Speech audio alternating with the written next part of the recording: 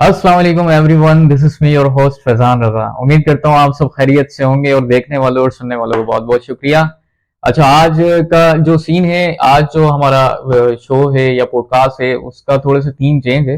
Because आज हम जो डिस्कशन करेंगे करंट सिचुएशंस और करंट सिनारियो के हवाले से, जो कि इस वक्त पाकिस्तानी अवाम के अंदर एक अजीब किस्म का खौफ और हिरास भी है और डर भी है और नए नए इंकशाफात हो रहे हैं। सेकंड, कोई खुदकुशी की खबर सुना रहा है कि खुदकुशी करने जा रहा है, या फिर कोई केसेस लेके घूम रहा है, फाइलें लेके घूम रहा है अदालतों में कि हमारे साथ ये हुआ, हमारे साथ वो हुआ। बेसिकली मुझे खुद समझ में नहीं आया कि पाकिस्तान के अंदर अगर के इस तरह के मामला ही होने थे तो फिर इलेक्शन करवाने की जरूरत क्या थी। और अगर अब इलेक्शन हो भी चुके हैं तो फिर ये इस तरह के ड्रामा या इस तरह के मामला क्यों हैं। अस्सलाम वालेकुम फहद। वालेकुम सलाम फिजा। जवाब बहुत बहुत शुक्रिया। सबसे पहले तो आप आए, आपने यहाँ पर ज्वाइन किया हमें। सेकंड, मैं जानना चाहूंगा फहद, ये जो करंट सिचुएशन अभी चल रही है और अभी रिसेंटली पता चला है कि इलेक्शन कमीशन खुदकुशी करने जा रहे हैं, ये क्या वाकया क्या है? बेसिकली ये अजीब ही वाकया है और पाकिस्तान की तारीख का मुनफरिद ही वाकया है, जो कि सभी समझना चाह रहे हैं कि अचानक से हुआ क्या है।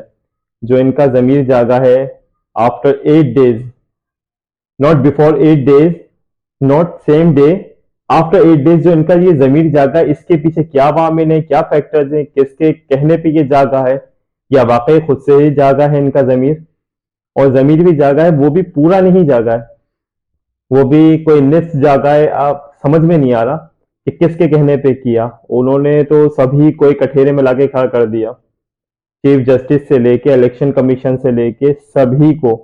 और ये नहीं बताया कि उन्हें कहा किसने था, किसके कहने पे, किस फर्द वाहिद के या किस इदारे के कहने पे उन्होंने ये काम किया।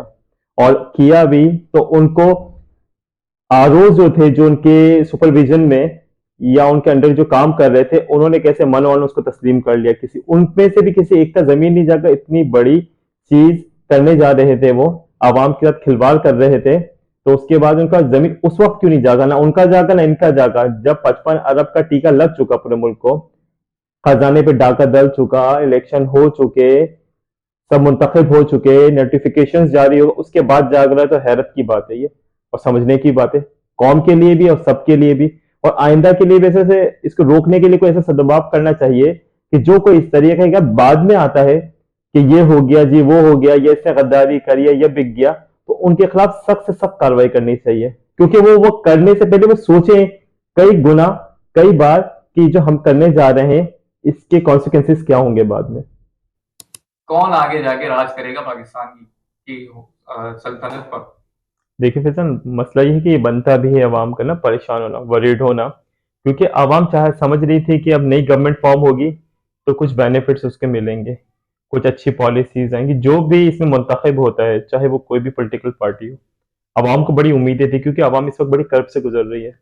आपको पता है, दिन ब दिन पैसे बढ़ रहे हैं चीज़ों पे, आटा, चीनी, चावल, रोज़मर्रा की जो भी अशिया है, सब पे पैसे बढ़ रहे हैं। आप देखें, प्याज 200 रुपये किलो पहुंची हुई है, टमाटर 80 को छू रहे हैं, हर चीज पे एक आग सी लगी हुई। तो आवाम ये समझ रही शायद नई गवर्नमेंट फॉर्म होगी, और जो कि हमें दिलासा उम्मीद दिलाई ही जा रही थी आवाम को कि नई गवर्नमेंट फॉर्म होगी, कुछ रिलीफ मिलेगा, कुछ आईएमएफ से 1-1.5 अरब डॉलर कुछ मिल जाएंगे, कुछ पेमेंट्स हमने करनी है, कुछ पॉलिसीज जो रुकी हुई हैं, प्रोजेक्ट जो रुके हुए हैं, वो मनतकी अंजाम तक आगे बढ़ेंगे, अपने पहुंचेंगे। तो वो सारी चीज आवाम को बड़ी उम्मीदें थी कि अब जो गवर्नमेंट फॉर्म होगी वो हमारे लिए कुछ बेहतरी करेगी। मगर अनफॉर्चुनेटली पूरा का पूरा इलेक्शन का जो वो है, जो प्रोसेस है, उसको ही मुतनाज़ा बना दिया गया। अच्छा, तो ये अवाम को जो उम्मीदें दी ये तो इमरान खान से थी ना सर? ठीक है, वही बात है ना कि हर कोई सोशल मीडिया का दौर है। आजकल हर कोई यही समझ रहा है कि जो सोशल मीडिया पे जिसकी कैंपेन चलेगी, जिसका ज्यादा बोलबाला होगा, वही वजीर आजम है। मकसद सोशल मीडिया पे वजीर आजम कोई मुंतखब होते हैं, जहां यकीनन ये बात भी है कि इमरान खान के फॉलोवर्स, चाहने वाले या फैन फॉलोइंग बहुत ज्यादा है, कि जो लोग चाहते हैं कि वो प्राइम मिनिस्टर बने या गवर्नमेंट फॉर्म करें, चाहे खुद बने या किसी और को बने, गवर्नमेंट फॉर्म करें या किसी पर्टिकुलर सूबे में। लाइक आपको पता है केपीके में लास्ट टाइम इनकी गवर्नमेंट 2 दफा रह चुकी है, अब इंशाल्लाह तीसरी दफा भी उनकी बनेगी सिलेक्शन के नतीजे में। तो लोग ये इमरान खान की फैन फॉलोइंग बहुत ज्यादा लोग पसंद करते हैं, जाहिर सी बात है। मगर उसके साथ साथ हमें ये चीजें भी इग्नोर नहीं करनी चाहिए कि दूसरी पॉलिटिकल पार्टीज भी हैं जो कि कई सालों से सियासत कर रही हैं। हम ये नहीं समझते और ना समझना हमें चाहिए कि दूसरे पॉलिटिकल पार्टीज वो जीरो हैं या वो कुछ भी नहीं है इनके आगे। वो कई कई सालों से कर रही है। जैसे पीपल्स पार्टी सिंध में मुसलसल उसको 15 साल से गवर्नमेंट है उसकी, एक वफाकी हुकूमत भी कब बना चुके हैं वो लोग। नून लीग की मुसलसल थी, लास्ट टाइम पीटीआई की फर्स्ट टाइम आई, उससे पहले उनकी गवर्नमेंट थी वहाँ। अच्छा, जो लास्ट 2018 का इलेक्शन था, जी। आज से 5 साल पहले, हम्म। उस इलेक्शन में और अब जो रिसेंट करंट जो इस महीने में इलेक्शन हुआ, उसमें क्या फर्क नजर आया? कुछ भी फर्क नहीं है। जो पहले जिनको एक चुना गया था अब उनको चुना नहीं गया। जिस तरह से लास्ट इलेक्शन हुए थे उसमें भी ये मामला थे कि तो कराची। चुनने ना चुनने का जो बात है वो मुझे बताओ, ये मतलब क्या है? कौन चुनता है कौन है? पता नहीं, ये तो हम भी समझ रहे हैं, सोच रहे हैं कि कौन चुनता है, ये किसके हाथ में सारे इख्तियार है जो अब तक तो सुनते मतलब हैं। क्या कोई खलाई मखलूक है? कोई ऐसी ही किस्म की है, नॉट ये खलाई मखलूक है, डिफरेंट मखलूक है इसमें जो कि ये काम सर अंजाम तो देती है। इसका मतलब तुम भी ये मानते हो कि इस इलेक्शन में धांधली हुई है? देखिए, जहां जिसका जोर चलता है वहां होती है। हम क्यों गलत बयानी करें, जहां जिसका जोर चलता है। अच्छा, कराची में इस वक्त अभी जो सिचुएशन है, पीटीआई के जो लोग मुंतखब हुए थे यहाँ, एज पर मतलब मीड social media, as per social media, वो तुम्हारी वाली बात के सोशल मीडिया का टाइम है।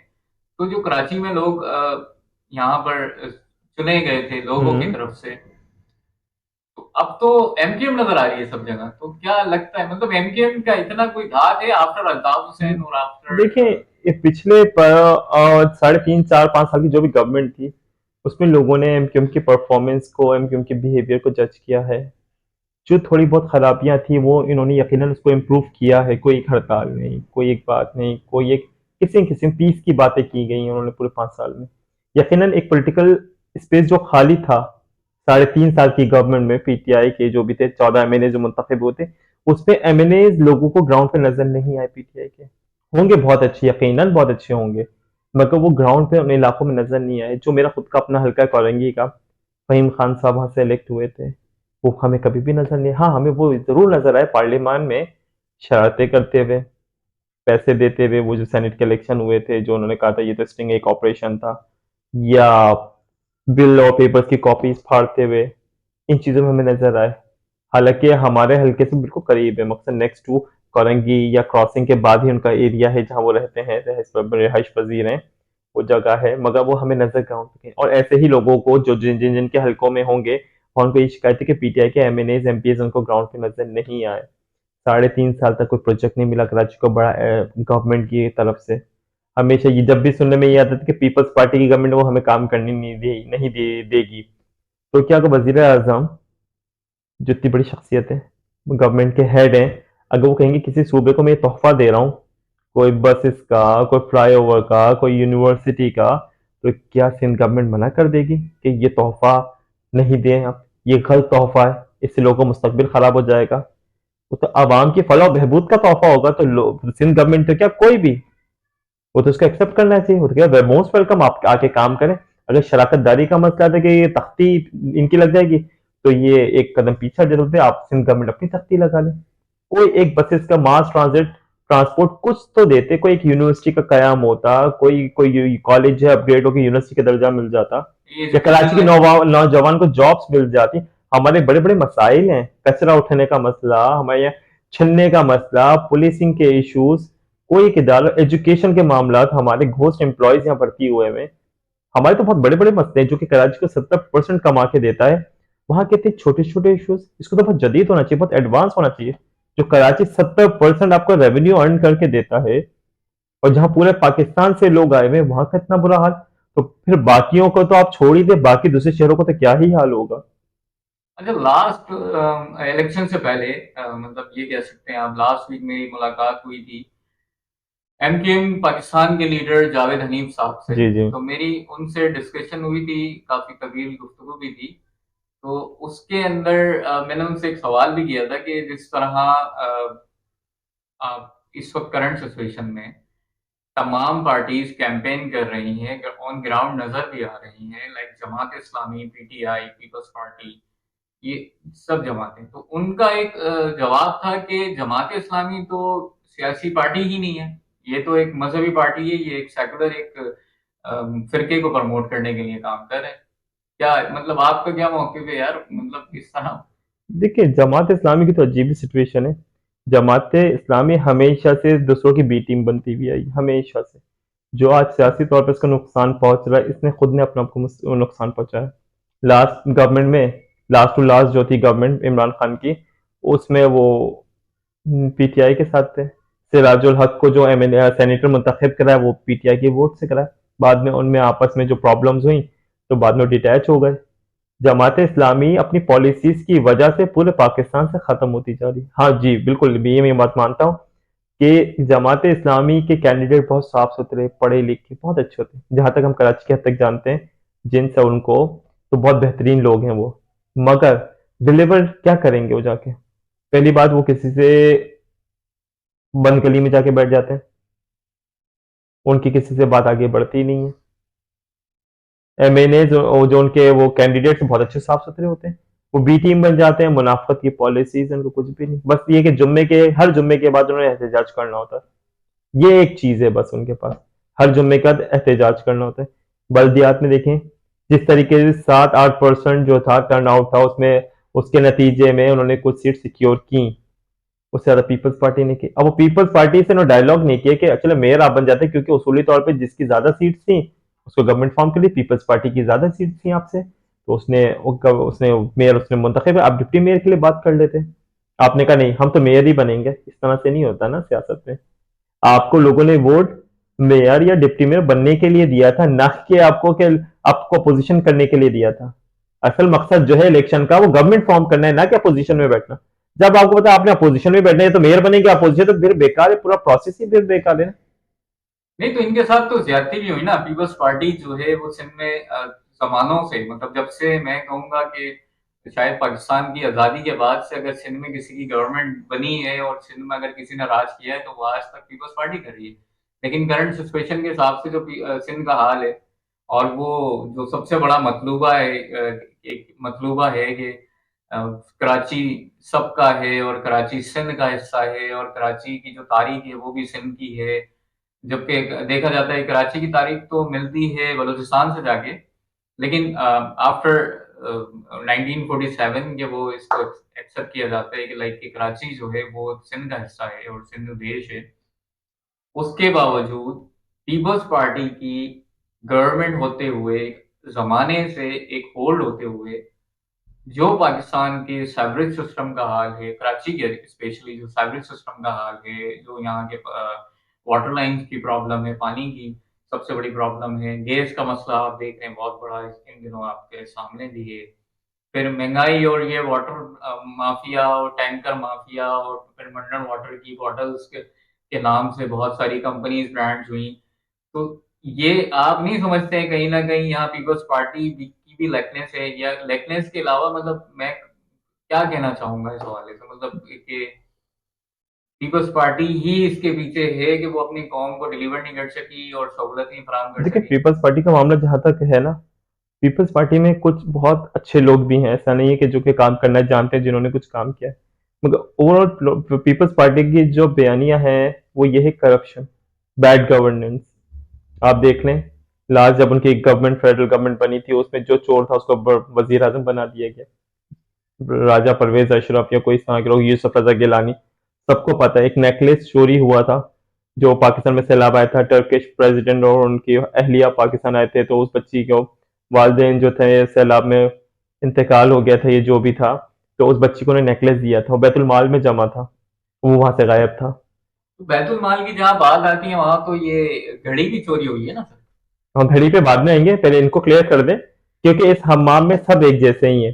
तो वो जब नादरा ने बोला कि वो नेकलेस कहाँ है, सुप्रीम कोर्ट ने या हाई कोर्ट ने जिसने भी कहा कोई नेकलेस कहाँ है, तो नादरा ने जाके वसूल किया वो यूसुफ रजा गिलानी से, उनके पास से वो बरामद हुआ नेकलेस। आप सोचिए, तो रिकॉर्ड पे बात है ये, कोई ये नहीं कि आपकी और मेरी बातें, ये ऑन सर, रिकॉर्ड बात है सारी की सारी। तो उनको प्राइम मिनिस्टर बना दिया गया, मखदूम है, वो ये है, वो ये है, जो भी है, अभी भी इलेक्शन में जीते हैं माशाल्लाह। अब देखिए, जहां कैंडिडेट इस तरह के होंगे और आवाम अंधी तकलीद करेगी, अंधा एतमाद करेगी, तो फिर वहां का हाल हमारे जैसा ही होना है ना, कि एक एक दो दो अरब की हम भीख मांग रहे हैं दुनिया में।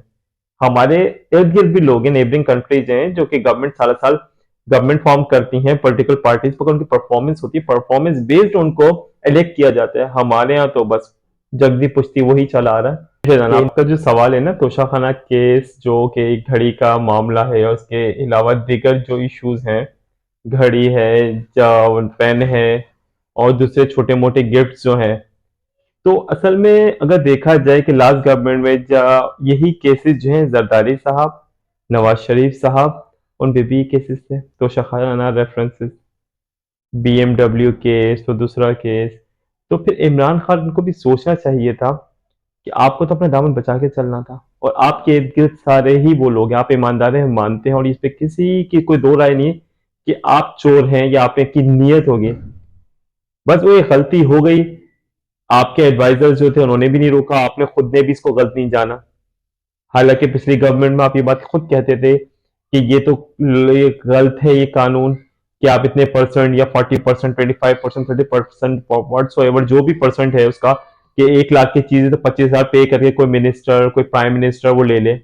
ऐसा होना ही नहीं चाहिए, या तो बैतुल माल में जमा हो कुछ, उसके लिए हमें कोई कानून साजी करनी थी। आपने भी आते ही आपने भी वही चीज कर दी, कि जो 4 लाख की थी घड़ी, वो सस्ते में 4 लाख पाउंड की थी या 4 लाख डॉलर की थी, जो भी था आपने सस्ते में खरीदी, और आपने कहीं बेच दी इसको।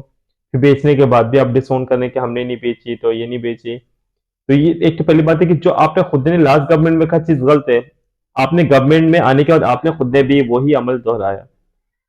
तो हमारे मुल्क का तो फिजल अलमिया यही है ना, कि जो अपोजिशन में होता है वो बहुत बड़ी बड़ी बातें करता है, ये चीज गलत, वो चीज गलत, और जब गवर्नमेंट में आ जाता है तो वो भी उसी पैटर्न पे चलता है।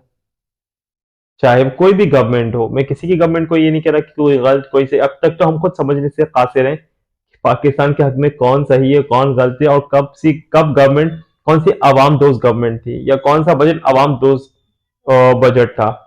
मुशर्रफ का दौर एक अच्छा था, उन पे इस तरह के तोशाखाना रेफरेंसेस, करप्शन के इतने चार्जेस नहीं। हाँ, वो दूसरे कुछ इश्यूज थे, मकसद के आइन की मअतली और गद्दारी केसेस, मार्शल लॉ केसेस, ये केसेस थे, मगर उनकी की गवर्नमेंट में तमाम चारों सूबों में प्रॉस्पेरिटी थी, खुशहाली थी, मुल्क आगे जा रहा था, एक प्रेसिडेंट की रिस्पेक्ट थी, एक पाकिस्तान का मकाम था दुनिया में, और हर कोई प्रेसिडेंट को ओन कर रहा था। आज हमारे दरमियान नहीं है मुशर्रफ साहब, मगर उनका दौर याद आता है जब हम भी छोटे थे। एग्जीबिशंस हो रही हैं, लोग एक्सपो में जा रहे हैं, बहुत कुछ था, और कोई सा मारा मारी नहीं थी, हर गवर्नमेंट परफॉर्म कर रही थी।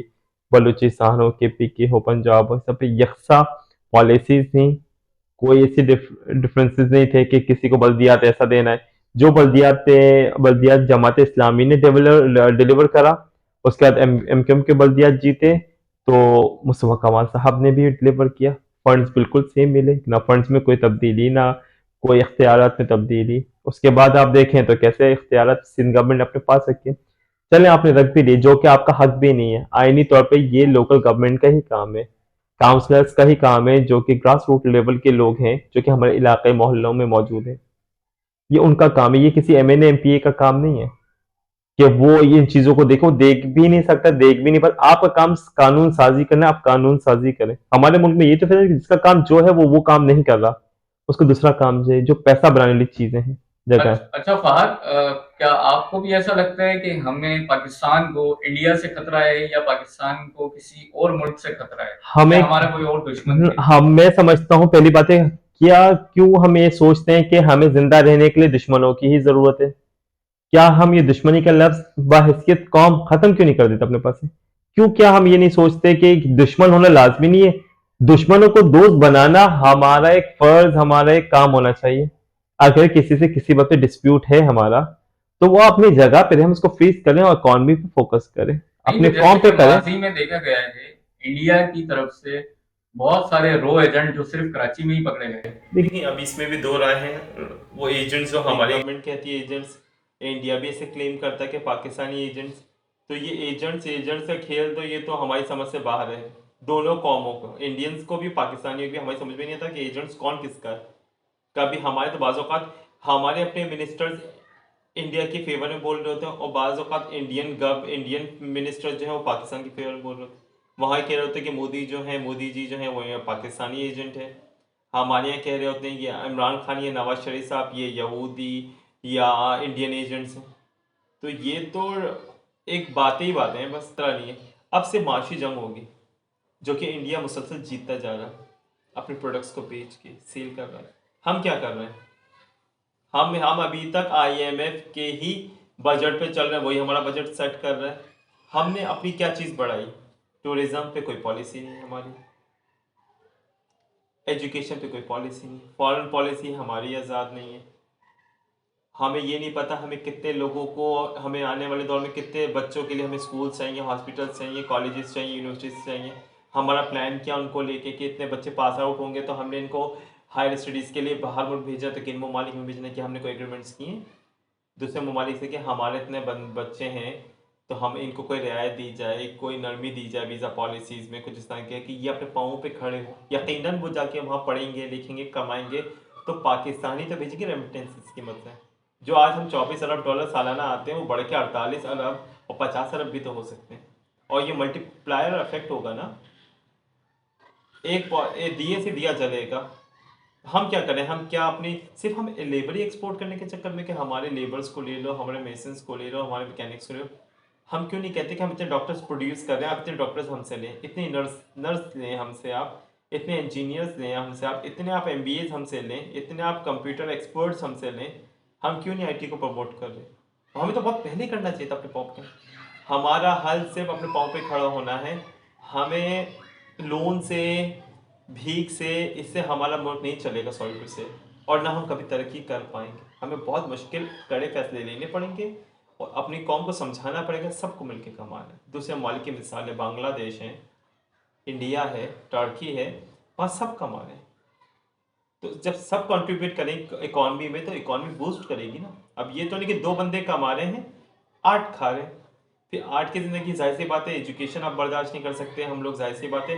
तो वो क्या कर, लेबर ही बन रहे हैं कि गारमेंट में मशीन ऑपरेटर बन रहे हैं। मशीन ऑपरेटर की क्या बात है? 2 दिन आप किसी को भी खड़ा करोगे, 4 दिन, 1 महीने, 2 महीने ट्रेन हो गया, वो उसको रिप्लेस कर देगा। किसी डॉक्टर को कोई एक आम इंसान रिप्लेस कर सकते हैं, किसी लॉयर को क्यों नहीं? हम best doctors, lawyers, engineers, teachers produce करें। एजुकेशन सिस्टम आपके सामने है। बहरहाल ये हमें बहुत अपने कड़े फैसले करने के पड़े फैजान, जिसके लिए आपको भी पुरज़म रहना होगा और हमें भी। और हमें एक पॉजिटिविटी फैलानी होगी अपने माशरे में।